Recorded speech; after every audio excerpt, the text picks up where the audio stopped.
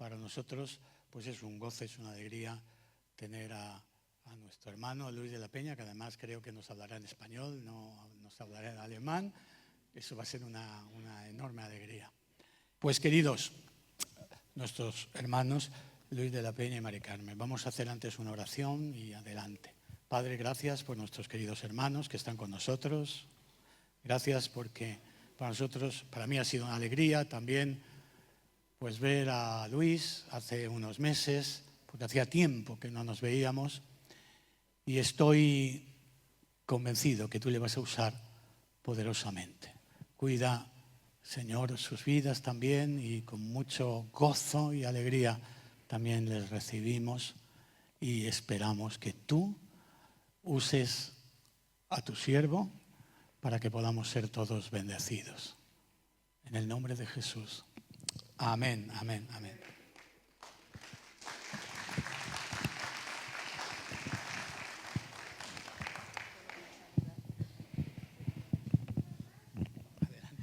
Yo solamente voy a saludar, la prédica la lleva él. Bueno, para nosotros es una alegría estar aquí. Como decía vuestro pastor, hace muchos años que mi esposo y él se conocen y aún así no se ha perdido ese contacto, aunque sea en el tiempo, ¿no? Pero es una alegría estar aquí y poder disfrutar de este culto, porque realmente los cristianos en cualquier sitio donde vamos encontramos una familia, porque nos une lo más principal, que es el Señor, ¿no? Jesús. Y por eso digo que es una alegría y un gozo poder cantar, alabar al Señor y estar aquí también en esta mañana con vosotros y también, bueno, para poder orar también por vosotros en nuestra casa, para que el Señor os siga bendiciendo y os siga cuidando y siga aumentando en número y también en calidad y en unión a Él. Amén. Gracias, Mari Carmen, porque no he dicho la verdad sobre mí.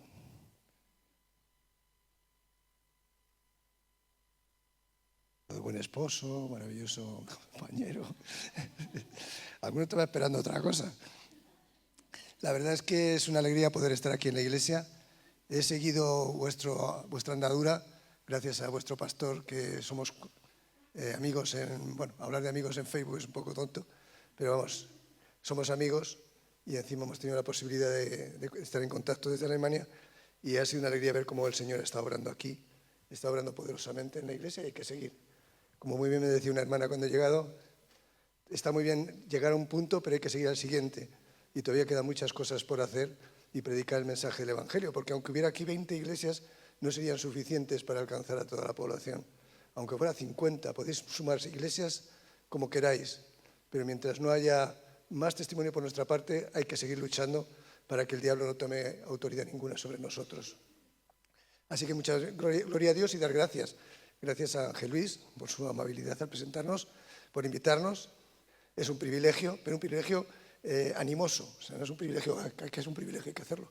No, sino que realmente es una alegría el poder estar con vosotros aquí, compartir este tiempo y disfrutar de él. Efectivamente, todos los datos que he dado son correctos y llevamos pues eso, muchos años ya sirviendo al Señor.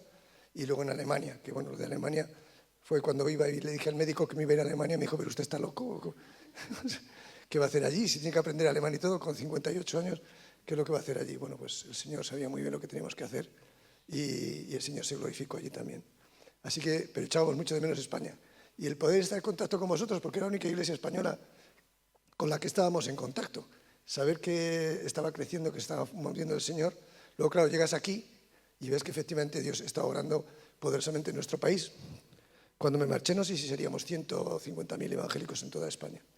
Y ahora creo que llegamos a 1,5 millones de evangélicos, de todos los tipos de evangélicos. A mí me gustan más los evangélicos donde la alabanza es libre, pero evangélicos al fin y al cabo, ¿no? Así que darle gloria a Dios y seguir adelante, que nos queda mucho trabajo por hacer.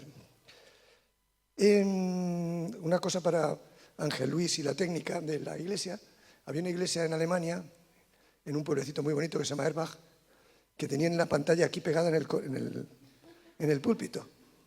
Entonces era una gozada porque sabías bien lo que estaba pasando en la proyección y a la vez podías predicar con tu sermón porque estaba ahí al lado. No lo he visto en ninguna otra iglesia, pero francamente que es algo muy interesante. Esto es como todo. Cuando te enamoras de una chiquita y piensas lo que le vas a decir, ¿no? Y luego subes a hablar con ella, y bueno, subes al púlpito y te quedas sin palabras. Bueno, espero que realmente el Señor me haya inspirado con el sermón que os he traído y que lo podáis disfrutar. La verdad es que cuando uno observa la historia en el Nuevo Testamento, en el Antiguo Testamento, y la historia en general, vamos viendo cosas muy interesantes cuando entramos en un texto como el que íbamos a estudiar.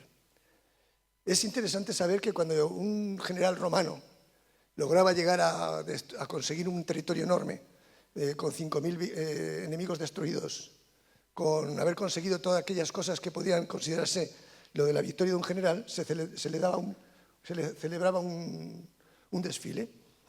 Este desfile, que era el Triumphum, era un desfile que se hacía por las calles de Roma y iban paseando y dando la gloria al general que había llevado a cabo esa victoria. Pero una victoria normal, ya os digo que tenía que ser una victoria enorme, gigantesca, tanto como para ser reconocido por todo el Senado romano y por toda la ciudad de Roma. Se engalanaban todas las calles, la gente se ponía alrededor y entonces comenzaba el desfile. Cuando el desfile empezaba, los primeros que pasaban, como siempre, son los gobernantes. Iban los senadores con los lictores, que eran aquellos que les acompañan, porque son sus siervos, pero también tenían autoridad. O sea, que si alguien se pasaba un poquito, ellos podían también golpear. Detrás de ellos aparecían, como no, las trompetas. Las trompetas anunciaban que estaba comenzando el desfile y que el desfile iba a glorificar al poderoso general que había vencido a todos sus enemigos y que le había dado la gloria a Roma. Había llegado a tener una autoridad enorme sobre este tema y había logrado manifestar que Roma era la que mandaba y la que exigía la Pax. No sé si habéis oído hablar de la Pax Romana. La Pax Romana era la paz oficial del imperio y se sentían muy orgullosos los romanos de conseguirla. Pueblos levantados, bárbaros, como le llamaban ellos, gente muy violenta, ellos habían conseguido crear la paz romana. La paz romana significaba: no mováis ni un dedito, porque si no voy y os corto la mano. Pero consiguieron la tranquilidad y la paz de un imperio enorme, que es uno de los imperios más grandes que ha tenido la historia de nuestra historia. Después de haber pasado lo de las trompetas, ahí venía ya lo que era un poco lo espectacular de hacer ver lo que había sido esa victoria. Pasaban detrás pues todas aquellas cosas que implicaban su victoria. Primero, pues se llevaban todos los adornos, todo aquello que se enseñaba y sobre todo el botín de guerra, que eran las cosas valiosas que habían sido conseguidas allí. Por ejemplo, cuando Tito, después de destruir a los judíos, de acabar con Jerusalén, llegó victorioso a Roma, le hicieron un triunfum, un desfile, y en él llevaba la famosa, pues el candelabro de 7 brazos, representación del Espíritu Santo dentro del templo, pero se llevó muchas otras cosas que incluso algunas las hemos perdido, porque es muy probable que incluso llevara el Arca de la Alianza. Después de eso, el desfile continuaba con una serie de cuadros, dibujos, que mostraban lo que había sido ese lugar donde habían conquistado. Cuando fue la Galia, pues ahí aparecieron pues, los dibujos de la Galia, los dibujos de sus ríos, de sus mares, eran pinturas que recordaban todo aquello que significaba la historia de ese país. Luego después, cuando había pasado todo lo que era el tema de los cuadros, aparecía un toro blanco. El toro blanco implicaba que iba a ser sacrificado para el honor y gloria de los dioses romanos. Y por esa gran victoria, como agradecimiento, le hacían ese holocausto sacrificando este animal.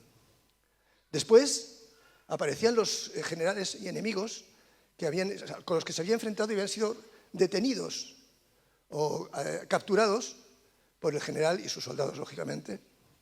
Iban a ser sacrificados.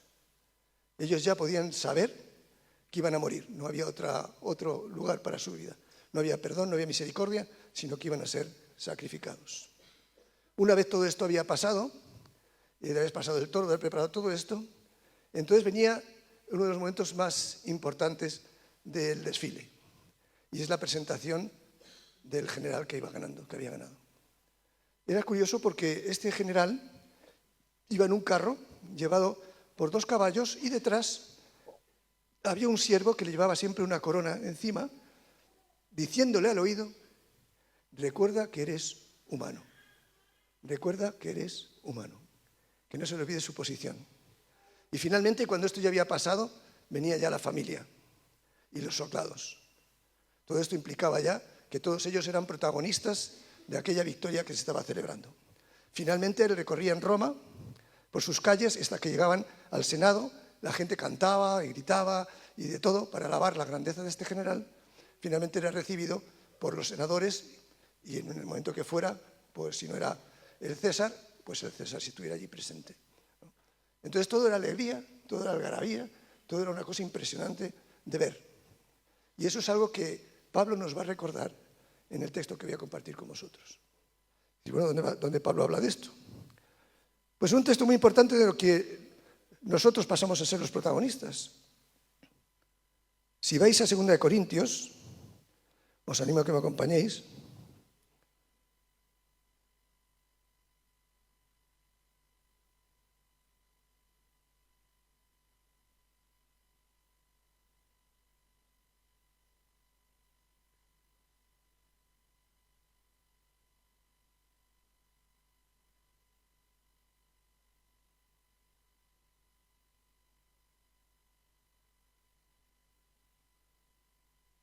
En 2.14, vamos a leer primero 2.14, porque el texto que vamos a seguir va a ser 2 Corintios 2.14, 17. Pero ya en 2 Corintios 2.14 dice Pablo: mas a Dios, gracias, el cual nos lleva siempre en triunfo en Cristo. Nos lleva en triunfo en Cristo. Vamos a ver que esa palabra triunfo precisamente nos lleva al desfile en el imperio. Al triunfum, como llamaban los romanos. Jesús precisamente ha conseguido la victoria. No es que conseguirá la victoria, es que ha conseguido la victoria. No es algo que es una probabilidad, ganará, no ganará, sino que Jesús ha conseguido la victoria. Meteroslo bien en la cabeza, porque si Él es el victorioso, tú le acompañas en esa victoria. Tú le acompañas en esa victoria. Hay una iglesia en Estados Unidos que nos llamó mucho la atención, porque según llegábamos, saludábamos: hola, ¿qué tal? Y nos decía: en victoria. Aquí todos van de maravilla. A todo el que saludabas, en victoria. Y no era así, sino que ellos reconocían que la victoria había sido conseguido a pesar de las situaciones que pudiera haber en la vida de cada uno. Porque efectivamente, en victoria, si resulta que me cuesta trabajo encontrar trabajo, que tengo que pagar el mes y no me llega, que tengo que comprar los alimentos cada día son más caros, que tengo mis problemas con mi hijo, con mi mujer, con mi marido, pero ellos decían, en victoria, porque la victoria es una realidad que ya nosotros podemos vivir. A veces vivimos como si fuéramos acobardados, temerosos, sin darnos cuenta que nosotros somos los que vamos delante de todo esto. Hay una imagen que os he puesto ahí, más o menos me lo hizo la inteligencia artificial. No me gusta la imagen de Cristo así, de esa manera tan clara, pero sí refleja un poco la realidad. Jesús es el general y además nos lleva a nosotros en triunfo. Nosotros somos parte de ese triunfo y nos va a exhibir delante del mundo para decir: estos son los victoriosos. Ellos comparten la victoria conmigo. Vosotros imaginaos qué tipo de desfile final va a ser ese. Porque según el versículo 14, somos nosotros los que vamos en el desfile y somos el olor fragante para el mundo, para que entiendan que la victoria ha sido conseguida en la presencia de Dios. No hay posibilidad de fallo. Todo está controlado. Al final, Jesús va a ser victorioso, es victorioso, y nosotros participamos de ese desfile que presenta delante de todas esas autoridades y poderes que están acechando, intentando dañarnos, pero que no lo van a conseguir porque estás en victoria. Entonces, todos esos seres feísimos que salen ahí, que me lo hizo la ChatGPT esta, no, otro programa, Sora me parece, me lo hizo, son feísimos y parecen muy grandes y muy poderosos, pero para Jesús son derrotados. No son nada y para ti son seres derrotados. Por tanto, ¿qué puedes temer si tú has conseguido la victoria en Jesús? Y eso es lo que va a intentar meditar aquí el apóstol. El contexto de la carta, muchos supongo que ya lo conoceréis, es una de las cartas más emocionantes de Pablo. Pablo va a abrir su corazón delante de aquellos hombres en Corinto, les va a hacer ver su lucha, sus necesidades, sus problemas, va a hablar incluso de aquellas cosas tan difíciles que tuvo que pasar en su experiencia como apóstol. Pero él sigue insistiendo en victoria. En victoria. No es algo que tengáis que pensar o creer. Es que estaremos en victoria, estaremos en victoria. No, estáis en victoria. Y eso es lo que Pablo quiere insistir. No debéis tener miedo. No debéis tener miedo.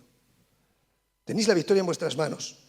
Por eso esta carta en la cual Pablo pues, defiende su ministerio, explica su sufrimiento, ataca incluso a falsos apóstoles que se estaban levantando, revela su corazón tremendamente pastoral por lo que estaba ocurriendo en la iglesia, pero en ningún momento considera que eso sea derrota. Es una lucha que ya está ganada, y él lo cree así. Y más todavía explicando cómo fue a Corinto, ¿no? Vemos en la carta que en el pasaje anterior Pablo expresa su ansiedad por encontrar a Tito. Justo después introduce su defensa de ministerio como superior al antiguo pacto. Y en medio de esta vulnerabilidad personal, Pablo estalla en gratitud y dice, pero gracias sean dadas a Dios que nos lleva siempre en triunfo. Increíble. Es un señor que está diciendo lo que ha pasado, lo que ha sufrido, lo que ha tenido que pasar, hambre, frío, desnudez, luchas, problemas incluso con hermanos en la congregación, en las iglesias. Y él dice, pero Jesús nos lleva en triunfo. Por eso quiero resaltar mucho este tema. Es como si dijera, la vida es difícil, pero Cristo ya ganó. Claro que la vida es difícil. ¿Por qué nos vamos a engañar? Los cristianos tenemos que ser los primeros en ser sinceros. La lucha es difícil, pero a diferencia de los demás, tú tienes segura la victoria. Tú no tienes por qué esperar el mal, tienes que esperar el bien. Lo digo ya con 68 años. Todo lo que he pasado en lo anterior, y se sabe lo que es la lucha en un ministerio pastoral. Y la lucha en la predicación del Evangelio, y la lucha contra unos y otros. Pero la victoria está ahí como una realidad. Y ahora puedo yo cantar y alegrarme, porque he salido victorioso. Y todavía me queda, pero la victoria la consiguió Jesús. Vamos a ese primer punto para estudiar el sermón, en el texto que os he dicho, de 2 Corintios, y vamos a seguirlo. Lo primero que aquí vemos es que Dios nos lleva en su triunfo, ya lo hemos estado meditando. Si vemos un poco su gramática, vamos a ver que esto es una realidad. Dice el texto, mas a Dios gracias, el cual nos lleva siempre en triunfo en Cristo. Os pongo ahí en los textos en rojo, para que sepáis que vamos a hablar de ese texto en concreto. No podemos meditar en todos los textos, todas las palabras que aparecen en el texto que tenemos en las manos, pero sí podemos subrayar algunos puntos. La palabra que tenemos aquí, primera, la que habla de que nosotros, si veis aquí, más Dios, gracias, que eso nos lleva siempre, está de una forma puesto que dice, estamos siempre, siempre en esa presencia en la que estamos desfilando como victoria. O sea, tú piensas en tu situación ahora mismo, en tu problema ahora mismo, pues date cuenta de que para el apóstol Pablo, para este texto de la palabra, tú estás en victoria. Difícilmente lo que pueda pasarte, él puede hablar de ese triunfo y es continuo. Dios continuamente te lleva de triunfo en triunfo. Ya veremos que es una realidad que el Nuevo Testamento contempla también. No somos los soldados, somos los que el general muestra como evidencia de su victoria. Nosotros damos testimonio al mundo de que Jesús tuvo la victoria en la cruz. Existe la iglesia porque Jesús murió en la cruz, resucitó y manifestó su gloria al mundo. Por eso no somos solo nosotros. El mundo está lleno de cristianos.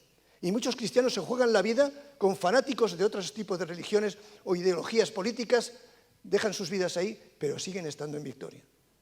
Y ahí se presentan como aquellos que muestran que Jesús ha tenido la victoria. Porque hay gente redimida, porque hay gente que ha salido de su vida, de su antigua vida pasada, una vida de muerte, una vida sin sentido, y ha pasado a la vida de verdad, a la vida auténtica. A nosotros somos el objeto directo de todo eso. Nosotros somos llevados siempre en el triunfo, no es una cosa puntual, es un estado continuo. Vives, estás en triunfo. Por tanto, el saludo de esta iglesia es completamente lógico. ¿Cómo debemos saludarnos? En victoria, aleluya, en victoria. Pero no lo quitéis de la cabeza. Que no se engañe el diablo cuando te creas que las cosas van tan mal, no hay solución posible. Sí la hay, porque Dios está ahí como protagonista.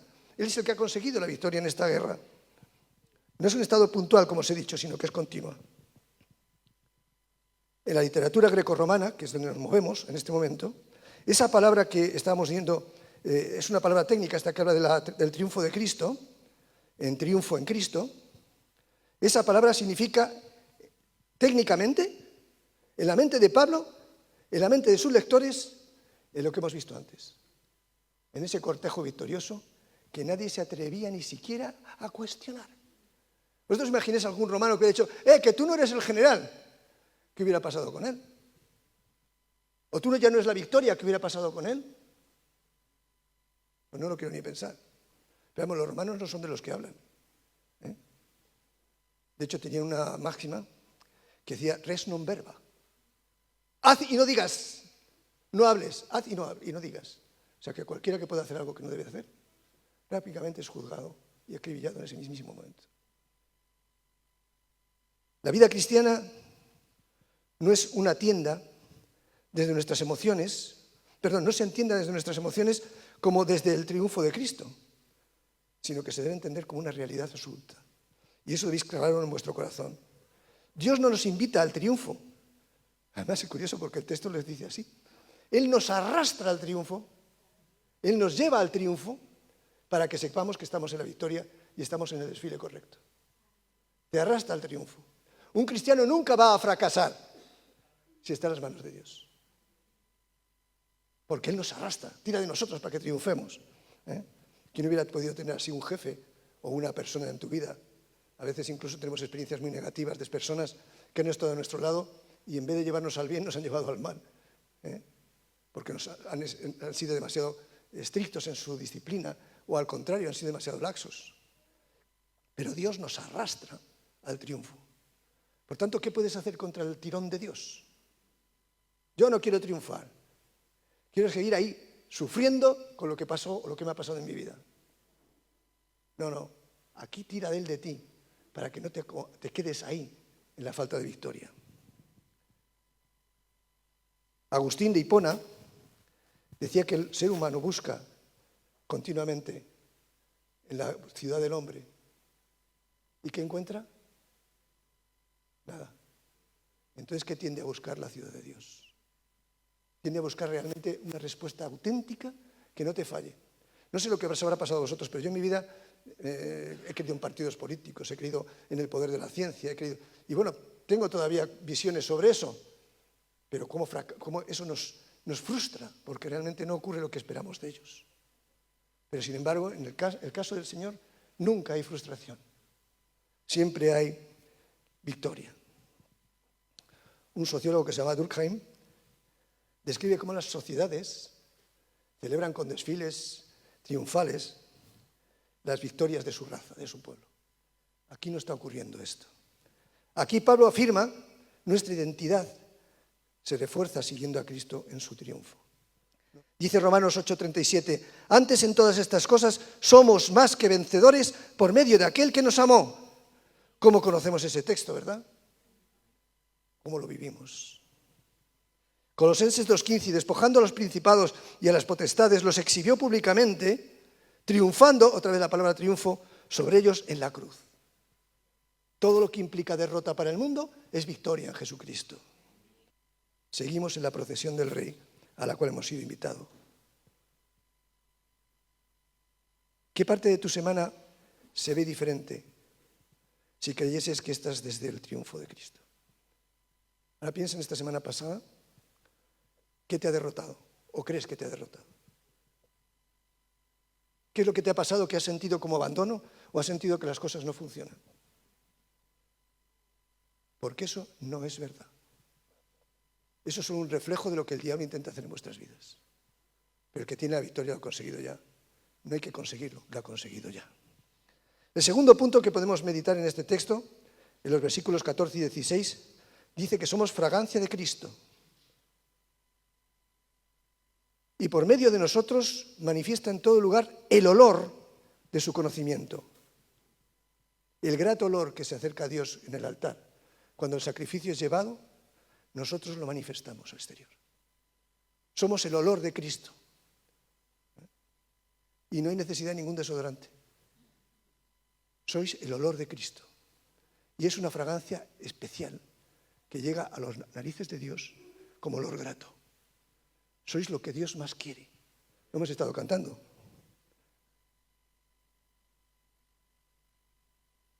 El conocimiento, Dios de nosotros, manifiesta a todo lugar el olor de su conocimiento. Conocimiento que nace de la relación. Cuanto más relacionados estamos con Dios, cuando más Dios se relaciona a nosotros porque le dejamos, nuestro olor será todavía mucho más fuerte y seremos más capaces de enfrentarnos a aquellas cosas que nos dan miedo. Porque para Dios somos grato olor en Cristo, como estamos diciendo, un aroma agradable usado por los sacrificios que se realizaban, de forma que todo aquello que somos nosotros es un olor que a Dios le agrada y le glorifica. Fijaos que si seguimos con la figura que habéis visto del desfile, venían los prisioneros que iban a ser ejecutados y nos dice la historia, nos dice que ellos ya estaban, por el olor que recibían, sabiendo que iban a ser sacrificados. Porque lo que se calentaba, el incienso que se levantaba, era para analizar que iban a ser sacrificados, porque eso implicaba el sacrificio. Mejor imaginaos la agonía de aquellos que iban a ser condenados. Pero ya por el olor ya sabían lo que iba a pasar. La misión no es hacer cosas para Cristo, sino esparcir su fragancia. No es que logremos hacer muchas actividades en la semana, sino que hagamos aquellas que muestran la fragancia de Cristo. ¿Y cuál sería la fragancia de Cristo? El amor que manifestamos. El amor que manifestamos. ¿Creéis que en esta iglesia hay amor? Mirad los contagios de gripe que habéis tenido. Porque cuanto más cercanía, más contagios de gripe. Yo este año yo creo que no he dejado de estar contagiado de gripe todo el tiempo. Y es porque nos amamos. Nos lo manifestamos ¿cómo? No solamente, hola, ¿qué tal? Sino con abrazos, con besos. Los españoles no somos muy dados a eso. Yo reconozco que la primera iglesia a la que fui aquí, viniendo de Alemania, y siguen todavía, son muy besucones. Y yo soy muy reacio a los besucones. Pero al principio, más reacio, pero luego te vas dando cuenta cómo te quieren, cómo les importas. Fíjate que cuando llegamos a la iglesia, lo único que podemos decir, cuando te preguntan, ¿cómo estás? ¿Tú qué puedes decir? Bien. Yo me acuerdo de una hermana en Alemania que le dije, ¿qué prefieres, la visión corta o la larga? ¿Qué te explico? Pero ese bien es insuficiente para saber lo que hay. Pero cuando recibes el abrazo de un hermano o una hermana, o un beso, que te está diciendo te quiero, por eso el apóstol Pablo decía que nos saludásemos con un ósculo santo. Nos está haciendo ver esa manifestación del amor que hay entre nosotros. La fragancia del Evangelio, que además a unos divide a los seres humanos, a unos porque son fragancia delante de Dios y otros porque su olor es un olor de sufrimiento y de muerte, va a decir el apóstol Pablo. Por tanto, es lo que os decía, tenemos que esparcir su fragancia. La fragancia del Evangelio divide, atrae a unos, incomoda a otros. Tú que nos visitas, o que es la primera vez, o que estás dudando, ¿te gustaría oler esa fragancia?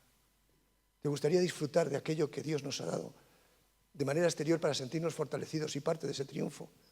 Pues no hay más que tomar una decisión. Fíjate que aquí no interviene ni una iglesia, ni una religión, aquí intervienes tú y Cristo. Y en el momento en que dices a Cristo sí, tu vida empieza a cambiar porque vives en una comunidad de victoriosos. Muy interesante es ver las investigaciones que se han hecho en la neurociencia sobre la importancia del olor. Fijaos que han llegado a unos estudios de autores como Eric Kandel o Rachel Hertz, que explican cómo el olfato es el sentido que tiene más conexión directa con la memoria emocional. Es decir, que la mayoría de los recuerdos que tenemos nacen por el olfato.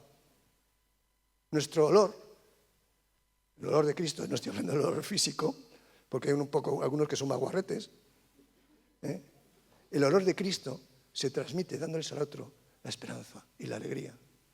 Cuando hablamos con alguien y estamos desprendiendo ese olor fragante, a esa persona le estamos dando esperanza y le estamos dando la posibilidad de vida.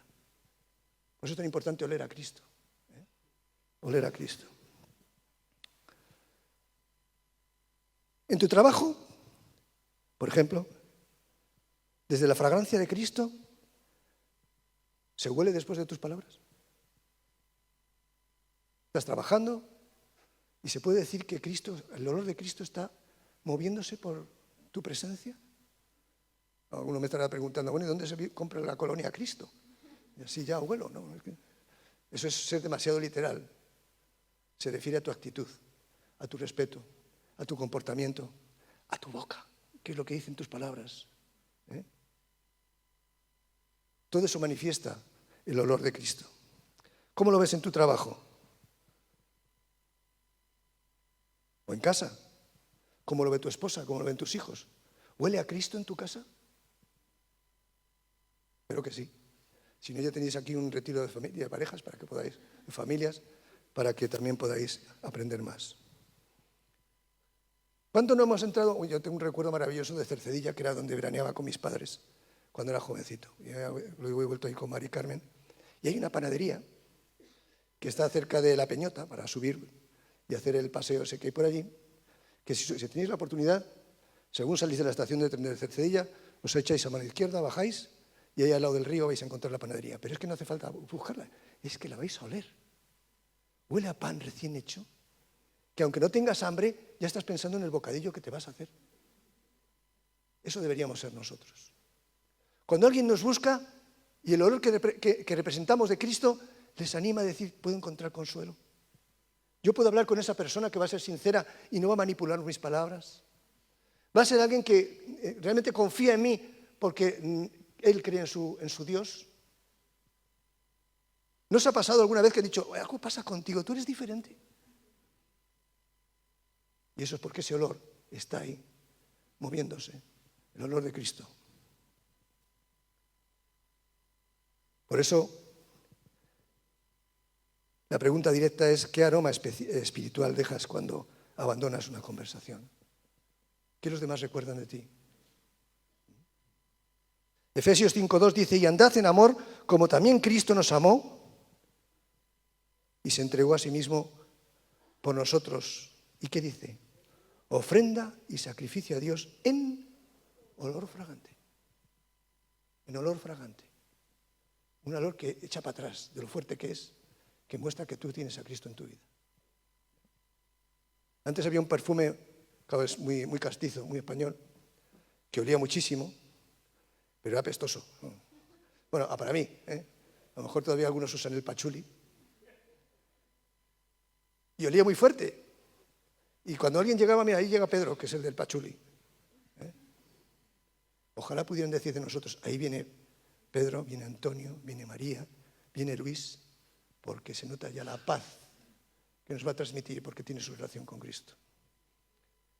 El tercer punto, somos ministros íntegros de un evangelio glorioso, versículo 17. Dice el texto, porque no somos como muchos que medran falsificando la palabra de Dios. Vendedores fraudulentos, no somos que adulteramos la palabra ni aguachinamos el vino. Sí que nosotros el sabor es el sabor. Y por eso nosotros no falsificamos la palabra de Dios. Es interesante porque vivimos una época en la que todas las iglesias, todas las personas que manifiestan ser cristianos, te dicen, nuestra iglesia tiene sana doctrina. El otro día íbamos paseando, Mari Carmen y yo, bueno, el otro día, hace ya unos meses, y se nos acercó un chico muy animado para predicarnos, y era de una iglesia, no sé, un poco extraña, no sé muy bien lo que era, pero tampoco quise profundizar. Pero enseguida lo primero que me dijo, que sepa que mi iglesia tiene sana doctrina. Claro, cuando empecé a interrogar sobre qué era su sana doctrina, pues la verdad es que parece que está buscando más pelea que explicarme la doctrina. Entonces muchos hermanos, muchas iglesias presumen de la sana doctrina, pero la sana y auténtica doctrina no se predica, se vive. Realmente tu vida debe manifestar la sana doctrina. Y esta iglesia, por lo que conozco, a Ángel, a don Ángel o al pastor Ángel, tiene sana doctrina. Podéis sentiros muy contentos por eso, no le estoy haciendo la pelota, sino porque le conozco. Y el otro día le vi predicar y digo, bueno, a ver quién supera esta predicación. Porque es de doctrina sana. Porque es una doctrina que te lleva a pensar en cómo debo hacer mi vida para que a los demás les llegue ese olor de mi relación con Cristo. Sino que con sinceridad, como de parte de Dios y delante de Dios, hablamos en Cristo. ¿Cómo hablamos en Cristo? Con sinceridad. ¿Cómo puede afirmar eso el apóstol Pablo? Porque realmente lo que está diciendo es la verdad. Él no va a cambiar nada, ni va a esconder nada, ni va a falsificar nada. Él te va a decir lo que realmente es lo que dice la palabra de Dios. Y esa debe ser nuestra tendencia. Debemos ser auténticos fanáticos de la palabra de Dios. Debemos conocerla bien para saberla defender.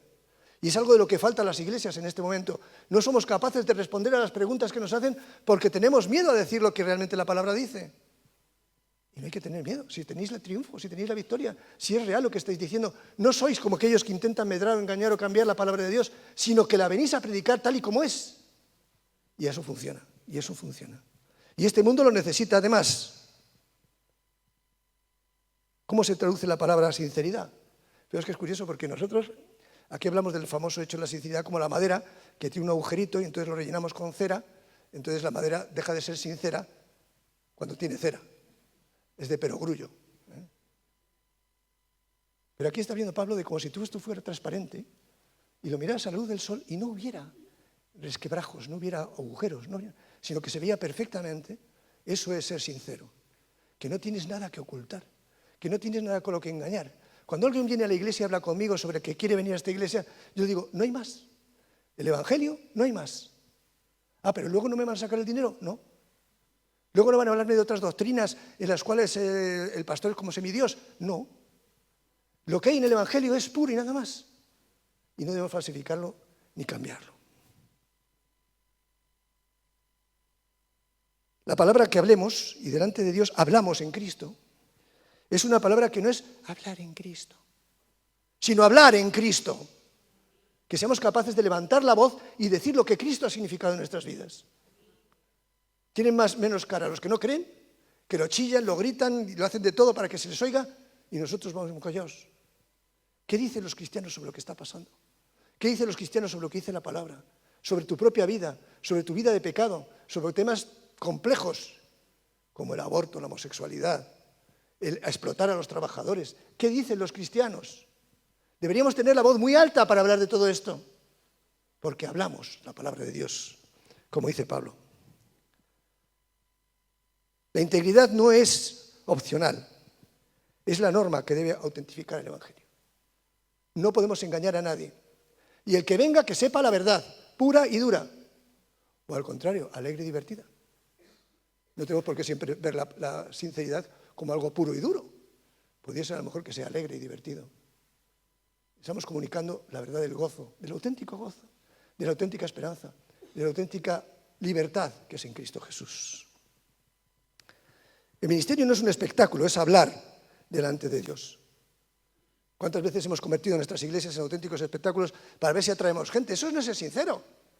¿Qué pasa? Que una vez los traes ya les dices, bueno, ahora vienen los palos. Nuestras iglesias deben manifestar lo que somos. Alegría, pues alegría. Adoración, adoración. Ayudar a los demás ofreciendo nuestras vidas. Debe verse eso claramente. No tenemos que falsificar nada de lo que hacemos.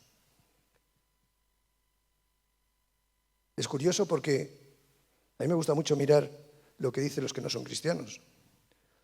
Porque vemos cómo ellos van dando palos de ciego y van descubriendo a veces cosas que son verdad y ellos le ponen un nombre, no como nosotros que no le ponemos nombres. Siempre descubren alguna manera nueva de decirlo. En psicología se habla de la disonancia cognitiva. ¿Sabéis lo que es la disonancia cognitiva? Cuando uno dice algo y no lo hace. No, yo no lo llamaría disonancia cognitiva, pero bueno, vamos a darle a los psicólogos esa oportunidad de poner palabras especiales para estas cosas. Pero lo cierto es que es simplemente hipocresía. No podemos vivir en esa disonancia cognitiva continuamente. ¿Somos o no somos? ¿Dices o no dices? Pero no estés en esa disonancia sin saber qué vas a hacer. Con una cosa dices y otra cosa haces. Como decía antes la máxima latina, res non verba, haz, no hables. Haz, no hables. En el ámbito cristiano, por tanto, la disonancia cognitiva, la hipocresía, hace ética y espiritual cuando la vida del creyente contradice el mensaje que proclama. Es como decía Calvino, vivir como en presencia de Dios. ¿Quién es el testigo principal de lo que estás haciendo, diciendo o haciendo? O hablando. El mismo Dios. A veces no nos damos cuenta de que Dios está con nosotros a todas horas, a todo segundo, a todo minuto. Y eso es para glorificarle. pero que sepas también que Él está pendiente de lo que estás diciendo, si eso glorifica a Dios o no. Decía, hay otra cita también de Crisóstomo. Crisóstomo era un autor del siglo IV, un predicador muy interesante de leer. Dice, el predicador tiene dos bocas. Parece que contradice a Santiago, ¿no? No se pueden tener dos bocas, una para bueno y otra para malo. Tiene dos bocas, su vida y sus palabras. En la primera, si la primera calla, es decir, la boca, la segunda no tiene autoridad. Perdón, al revés. Al revés. Si la primera calla, las obras, lo que confirma lo que estás diciendo, ¿qué pasa? Que la segunda, por mucho que hables, no tiene autoridad ninguna. Por eso no somos habladores, somos hacedores de la palabra de Dios. ¿Dónde estás tentado a diluir el Evangelio? En el colegio, en el instituto, en la universidad, que no se sepa mucho porque me van a poner en ridículo enseguida. Porque yo no tengo argumentos. Pues chico, estudia.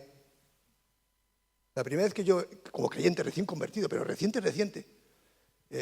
estaba en casa de un amigo, llamaron a la puerta y dice, son los testigos de Jehová. Y digo, no, déjame, que yo voy ahí y les voy a poner claro lo que es el Evangelio. Recién convertido. Salí con mi cigarro. A ver, ¿qué es lo que crees? Y me dice, lo que no sé es cómo usted, siendo cristiano, está fumando. Hermano, me quedé blanco. Todos mis argumentos no tenían ninguna base, ningún argumento. Pero tampoco supe contestar, porque los 4 versículos que saben los sabían mejor que yo. ¿Qué hice yo entonces a partir de ahí? Me preparé para saber trabajar con los testigos de Jehová.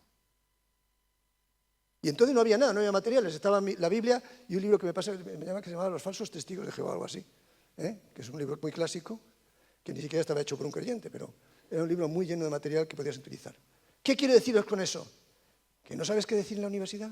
Estudia, caramba, que ahora puedes. Ahora puedes. Que no puedes hacérselo a tu jefe o a tu compañero de trabajo porque enseguida te va a decir, si Dios es bueno, ¿por qué el Señor permite tantas muertes ahí fuera? ¿Por qué los niños sufren en hambre? ¿Por qué hay enfermedad? Y tú, pues, no sé. Bueno, quizás no digas no sé, pero te lo callas. Los cristianos no tenéis entonces ninguna capacidad para contestar a las preguntas. Prepárate, porque hay que saber responder. Hay que saber decir algo. Por tanto, no caigamos en la tentación de diluir el Evangelio.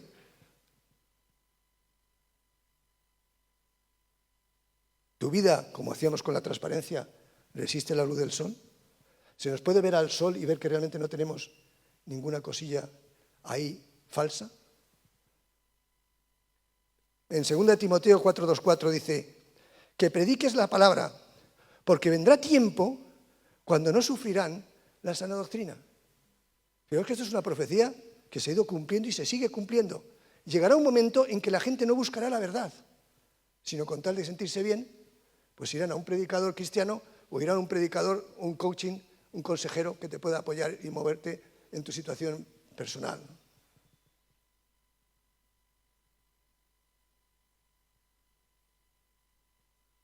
Y volvamos otra vez al principio. Si alguien siguiera tu vida como la del desfile, ¿qué vería? Realmente este hombre está en victoria. Realmente este hombre va en triunfo. O podrían decir, si está peor que yo, si no sabe cómo enfrentarse con los problemas de la vida. Y hermanos, nosotros tenemos el manual excelente que es la Biblia, pero al mismo tiempo tenemos hermanos que nos ayudan a seguir adelante y luchar adelante con la cantidad de cosas que ocurren en nuestras vidas.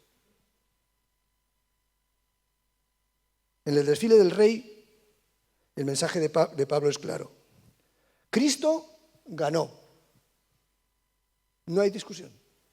Cristo ganó y la victoria sigue exhibiendo su poder. 2. El Señor Jesús nos lleva en su triunfo. Él nos avergüenza de nosotros. Y nos pone ahí, al lado suyo, avergonzando a todos los poderes y autoridades en cualquier sitio donde se puedan manifestar. 3. Somos su olor. ¿Cómo el mundo sabe que existe el cristianismo y que el cristianismo tiene poder? Porque te huele. Porque te huele. Y esto, como hemos dicho antes, no se arregla con desodorante. Se arregla cuando realmente tienes una relación con Cristo, real, auténtica, compañero, amigo, a tu lado, padre, hermano, llámale como quieras, pero Él está ahí. Cuarto, somos sus ministros sinceros. No somos espectadores de lo que está ocurriendo. No vemos el mundo pasar como si nada ocurriera. Nosotros somos protagonistas de la historia del mundo.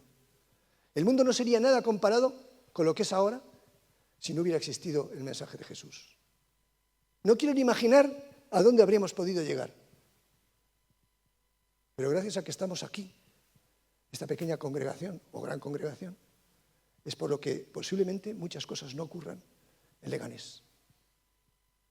Porque estáis vosotros aquí, vosotros y otros hermanos, pero estáis aquí, manifestando la gloria de Jesús.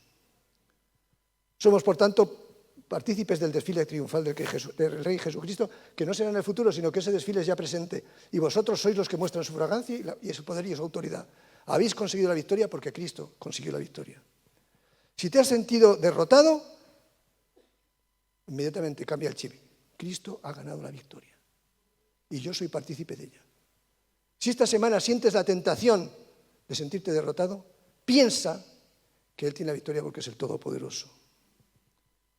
Si te has sentido sin propósito, date cuenta de que eres fragancia al mundo, que tu olor cambia la vida de las personas, que allí donde estés puedes cambiar la vida de muchos y darles una nueva experiencia de vida, que es lo que pretendemos cuando hablamos con la gente, cuando nos mostramos nuestro amor, cuando nos mostramos cercanos, cuando les invitamos a la iglesia. Si has diluido el Evangelio, muy sencillo, vuelve a la sinceridad delante de Dios. Prepárate, estudia la palabra, estudia a tus contrincantes en ideología, para que puedas contestarles con sabiduría, con amor y con humildad, como diría el apóstol Pedro. Espero que esto os haya servido, porque quiero acabar con una oración final. Bajemos nuestros rostros y oremos. Señor Jesús, gracias porque nos llevas en tu triunfo, no por mérito, sino por tu gracia. Haznos fragancia viva de tu evangelio en cada lugar donde caminemos. Purifica nuestra coraza para hablar con sinceridad como delante de ti. Porque tuya es la gloria, el poder y el imperio. Y tú eres santo y justo. Y toda la tierra se inclina delante de tu presencia. Amén.